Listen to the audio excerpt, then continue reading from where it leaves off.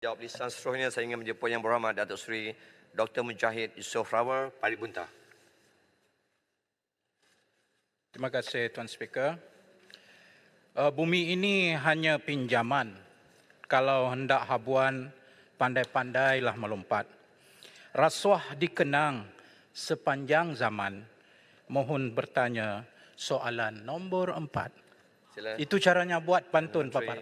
Right. 3 minit. Bismillahirrahmanirrahim. Assalamualaikum warahmatullahi wabarakatuh. Terima kasih Tuan Yang Dipertua. Terima kasih Yang Berhormat Parit Buntar.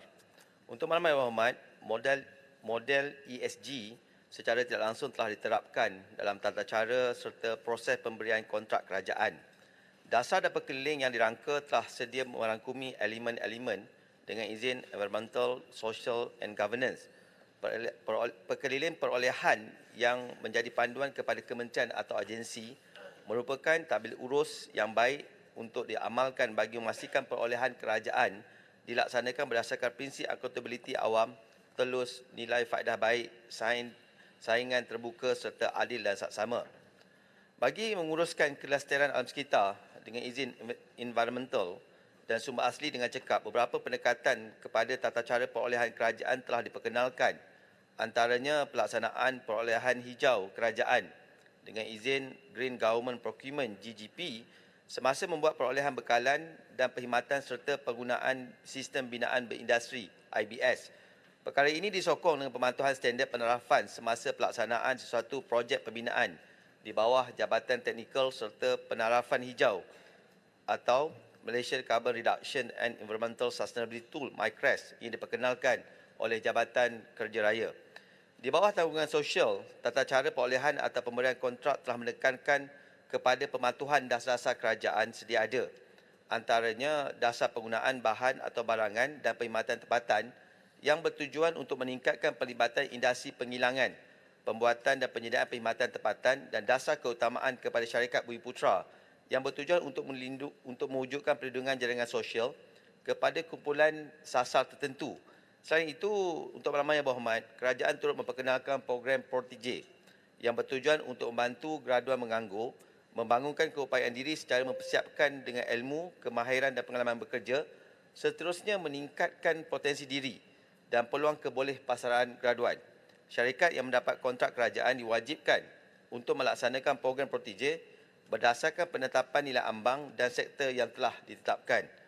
Usaha-usaha di pihak kerajaan secara tidak langsung dapat memberi galakan kepada syarikat-syarikat untuk menunaikan tanggungjawab korporat sosial mereka serta mencapai impak alam sekitar, sosial dan tadbir urus yang mampan. Terima kasih Yang Berhormat. Soalan tambahan pertama sila. Okey, terima kasih pada Timbalan Menteri yang membaca jawapannya itu tadi. Isunya yang dibangkitkan sekarang bukan isu CSR, bukan isu good governance yang telah tertulis di dalam apa saja peraturan, kerana kita tengok semua projek-projek yang dibuat memang tak ikut standard pun. Tapi apa yang saya nak nyatakan di sini ialah macam mana kerajaan nak berhadapan dengan institusi kewangan yang akhirnya akan mendana projek-projek ini.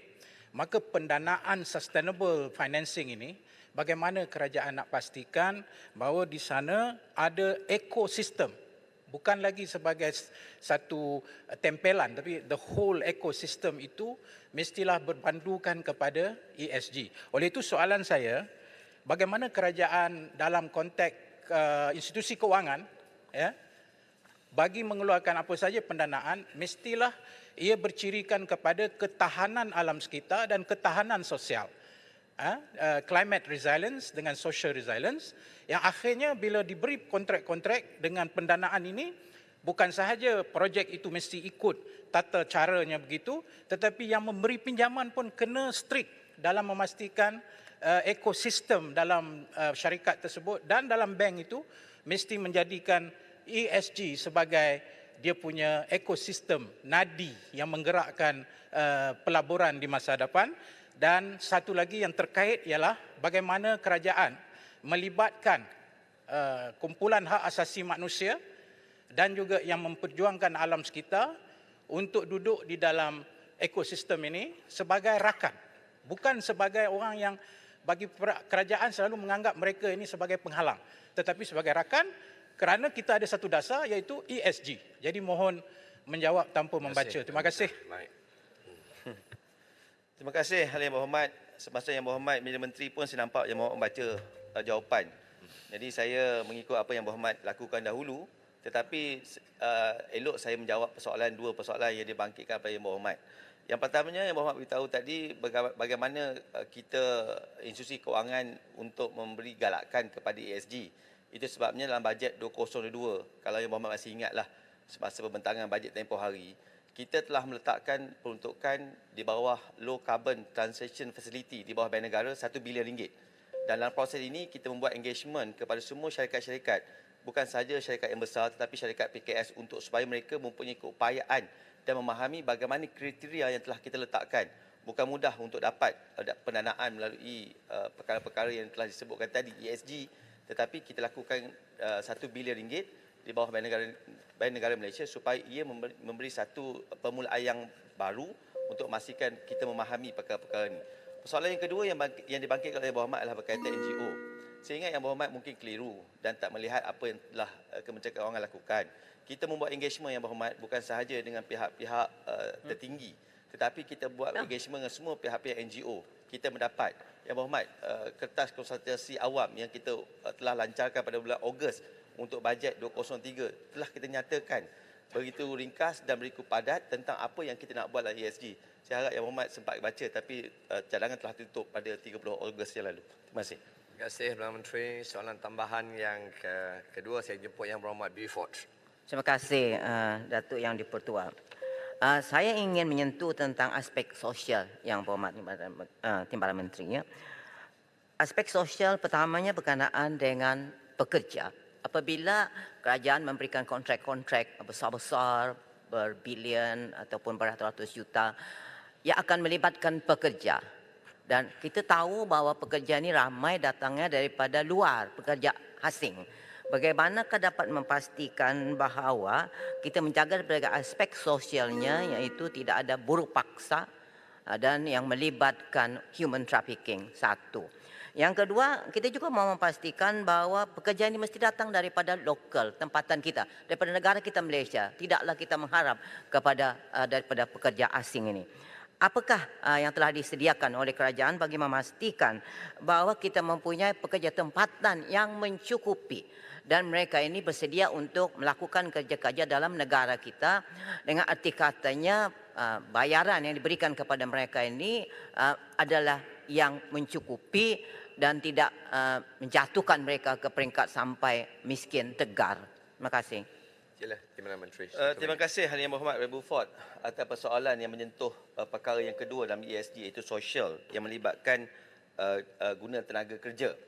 Untuk Yang Berhormat, masa kita lakukan GGP pada tahun 2013-2015, ia hanya merangkumi kepada 5 kementerian sahaja.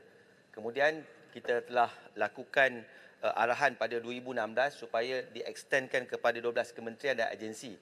Dan pada 2017, Kementerian Kewangan telah mengarahkan semua kementerian dan agensi kerajaan persekutuan supaya meletakkan elemen ESG dan elemen guna tenaga kerja seperti mana yang disebutkan oleh Yang Berhormat tadi merupakan salah satu perkara yang menjadi asas dalam guideline yang telah kita lakukan.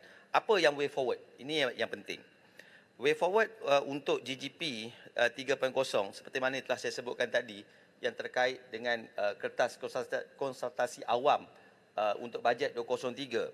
Kita telah besarkan sektor-sektor produk dan perkhidmatan yang dahulunya hanya tertumpu kepada 6 kumpulan sahaja. Sekarang ni kita telah besarkan supaya ia merangkumi kepada 40 kumpulan produk dan perkhidmatan. Kerana apa sahaja tender-tender kontrak-kontrak kerajaan yang melibatkan 40 produk ini, dia mesti memberi keutamaan kepada elemen ESG. Dan kita telah menentukan bahawasanya perolehan 100% kepada kumpulan-kumpulan seperti peralatan ICT, lampu dalaman, kertas putih dan pencetak serbaguna dan penyambang udara mesti ultimate-nya 100%. Terima kasih Yang Berhormat. Datuk Speaker, Saya Satu beri saja. peluang. Sila, Teluk Intan. terima kasih Datuk Speaker Yang Budiman. Sebuah kerajaan yang baik adalah kerajaan yang bertanggungjawab. Saya ingin bertanya kepada Yang Berhormat Menteri tentang projek-projek Gajah Putih di depan mata kita. Seperti projek Banglo Makan Angin di Bukit Larut, monorail di Melaka, kompleks sejarah Pasir Salak dan lain-lain lagi yang bagaikan bangkai gajah yang busuk dan telah pun membazir jutaan duit rakyat. Projek Gajah Putih ini, apakah resolusi kerajaan? Adakah kerajaan berhasrat supaya melakukan forensik audit terhadap setiap projek Gajah Putih dan supaya mereka yang bertanggungjawab dihadap ke muka pengadilan untuk mengeratkan pembaziran, ketirisan dan penyelewengan terus berlaku dalam tanah air kita ini. Terima kasih. Sila, terima kasih. Terima kasih Ahli Yang Berhormat Teluk Intan. Teluk Intan atas persoalan yang sangat signifikan dan relevan.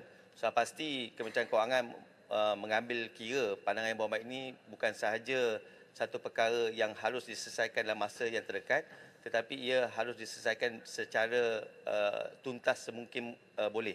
Yang pertamanya, itu sebabnya di bawah pimpinan kerajaan Yang Amat Berhormat Datuk Seri Ismail Sabri, kita ada satu jawatankuasa pemantauan bajet.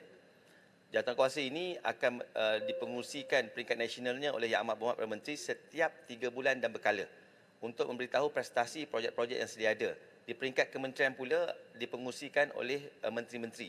Dan semua laporan-laporan ini akan sampai ke peringkat Kementerian Kewangan untuk melihat prestasi projek-projek yang telah dinyatakan tadi. Sudah pasti apa yang telah berlaku yang lepas, sudah pasti akan dilakukan satu proses yang audit. Kita nak tengok apa sebabnya projek tersebut terbengkalai dan kenapa jadi seperti mana yang Berhormat sebutkan tadi, Gajah Putih. Dan tetapi ia juga akan dijadikan sebagai panduan kepada Kementerian Kewangan untuk melakukan sesuatu pembangunan yang masa depan berdasarkan panduan yang sedia ada. Terima kasih. Ahli Yang Terima kasih, Berhormat. Menteri.